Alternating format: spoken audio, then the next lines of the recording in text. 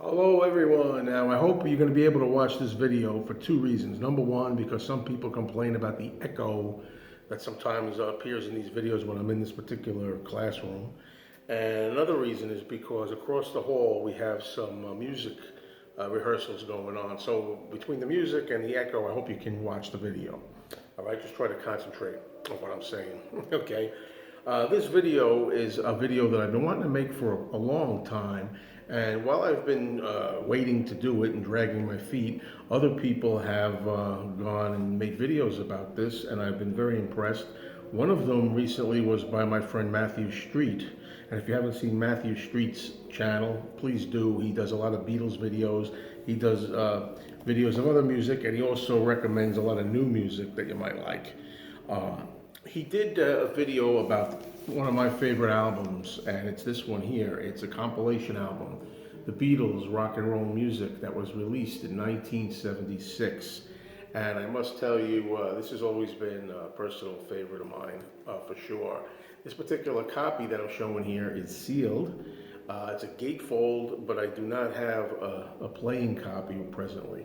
So because I do not have a playing copy, I cannot show you the gatefold, but you can watch Matthew's video or anybody else, and you'll see it that way. But the thing about this album is, it came out in 1976, and at the time, I was 14 years old and just about to be, or already was, I'm not sure, a freshman, probably about to be a freshman in high school, 14-year-old kid.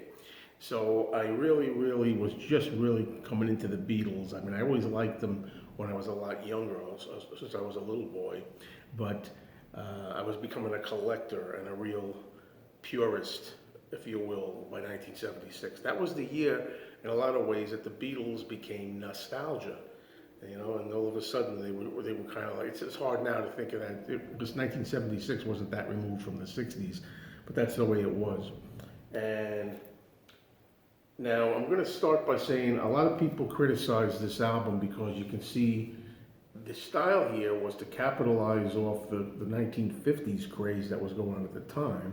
And I brought along this DVD of Happy Days. I mean, you know, they were trying to make it look like Happy Days and whatever was going on at the time, you know, with the kind of rock and roll revival with Sha-Na-Na, Happy Days, Laverne and Shirley, and all that kind of stuff. American Graffiti had been out a few years, and before that, there was a 50s craze that had been going on, and I really found my way to liking 1950s music because of all of that stuff. But a lot of people criticize the cover of this album. I love this cover. I always have. I think the shot here of the Beatles is a fantastic shot. I don't mind the more or less 50s, because if you really stretch it, this also fits the 1960s, or at least the early 60s maybe. You know, it started to become out of vogue after that, but I think for this particular time, you could get away with it. But the photo, I love the silver foil background. The only thing that I don't like, which a lot of people don't care for, are these stupid clumsy thumbs here. I mean, I've got my own two thumbs, you know, I can put my own thumbs on it. I don't understand that, but I love the back of the Beatles, the front of the Beatles. Love the shot, love the cover. Got no problem with it. Now, at the time, the Beatles themselves did not like this cover, and Ringo famously went on and said John offered to do a cover, and John has more talent than all those people at Capitol combined, and that very well may be true. I think he had an idea of using the Hamburg photo of him I forgot what's the name now because I'm concentrating on other things here. Oh man, how can I forget who she is? I'm getting old, folks, but I'll remember as soon as I stop this video. Astrid Kircher, okay, there we go. Took these pictures of the Beatles in Hamburg, and of course, John wanted to do something along those lines, but no. Capitol insisted on this, and I think it was a good decision. So they rejected John's idea.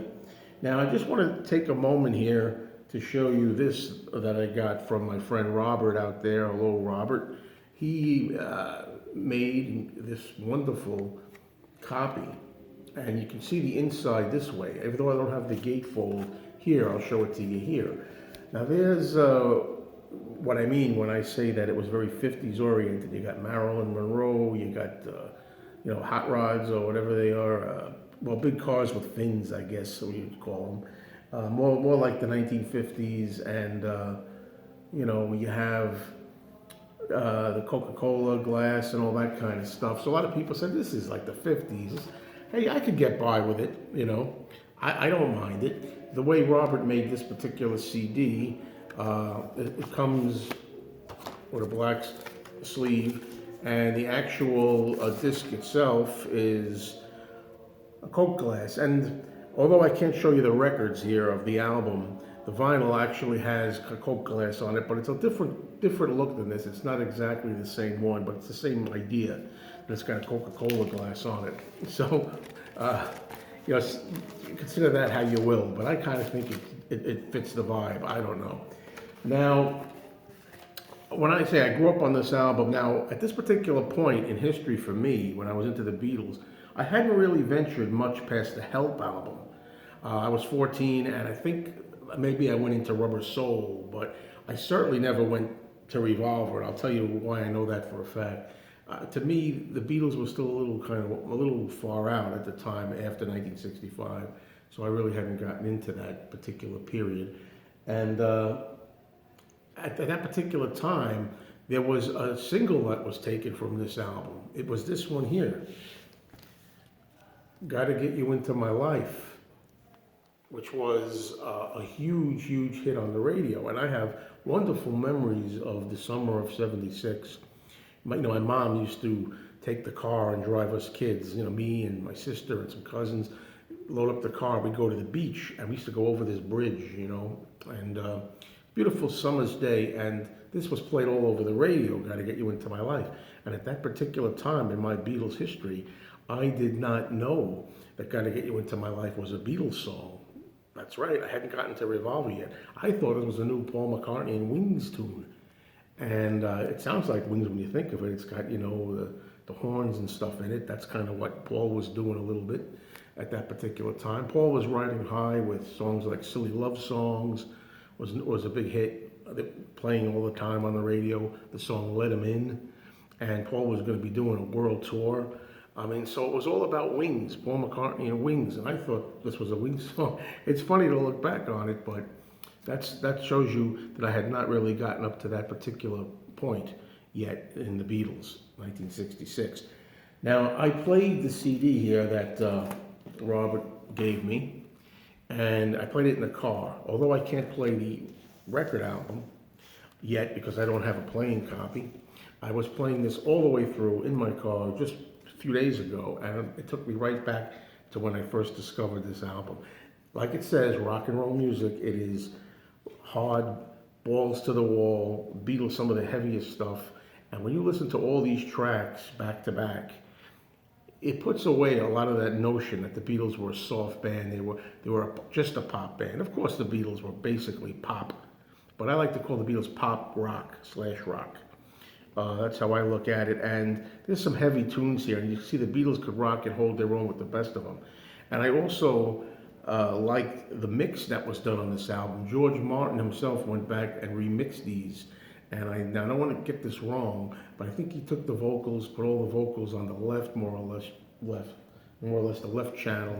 And I actually kind of like the sound of it. Generally, I'm not a fan of that business about putting all the vocals on one and the instruments on the other, but the way it was done here was a little more full. I think it sounds a little more full and fleshed out than the regular standard catalog versions do. Something about it I just love. And for example, I want to make it clear that because I hadn't gotten past 1965 at this time when I was a teenager, I had not yet heard songs like, let me go here, songs like "Back in the USSR," "Helter Skelter," "Taxman," "Gotta Get You Into My Life," "Hey Bulldog," "Birthday." Now to me at the time, being 14 and listening to this, songs like "Hey Bulldog" and "Birthday" and "Helter Skelter" were complete Kiss time. It was like listening to Kiss or some kind of heavy metal or really hard rock. To me, the Beatles, I never knew they could rock hard like that. And I really, really got off on it. I thought it was really amazing. I never heard the White Album at this point, you know, and not Revolver either, and so on.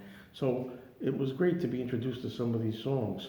And Helter Skelter, my first time falling in love with the song Helter Skelter was courtesy of this album. And as much as I love the brand new Giles Martin remix album of the White Album that came out, I actually think I like this Helter Skelter better.